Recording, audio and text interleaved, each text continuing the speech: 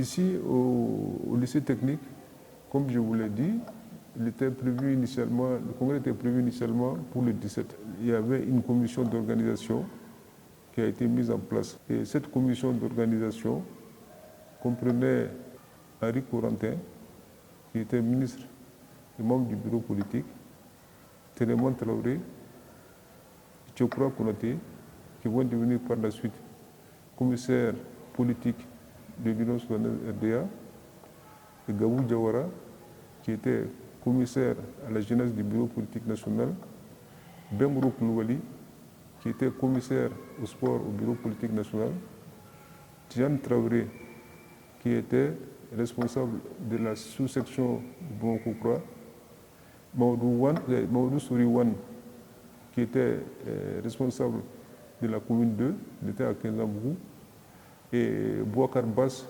communément appelé Papa Bass par les gens. Donc c'est ce comité-là qui a préparé le congrès extraordinaire de l'Union soudanaise RDA. Il avait à son programme des interventions. Il y a eu d'abord l'intervention, le discours introductif de Idrissa Diarra, comme ça se faisait toujours dans les réunions du RDA. Le secrétaire général ne prenait jamais le premier la parole. Il y avait toujours quelqu'un qui prenait la parole, et généralement le secrétaire politique, pour cadrer un peu les débats et fixer l'objectif à atteindre par la réunion. Donc, ce jour, c'est Idrissa Diarra qui était prononcé le discours d'ouverture du congrès extraordinaire.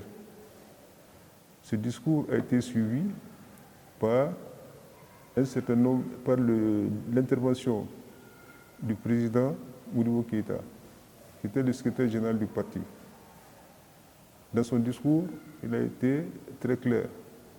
Il a demandé au Congrès d'autoriser le gouvernement à demander à l'Assemblée nationale d'appréhender les compétences qui avaient été données par la République soudanaise à la Fédération du Mali.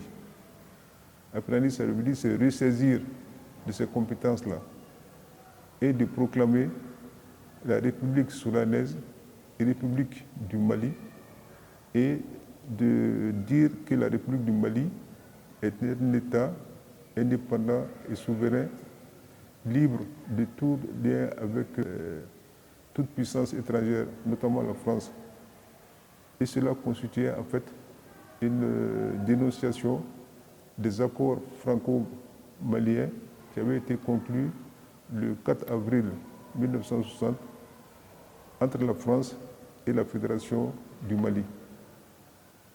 Son discours a été suivi par plusieurs interventions. D'abord, les femmes ont parlé, la commission des femmes a parlé par la voix de Awa Keïta à l'époque.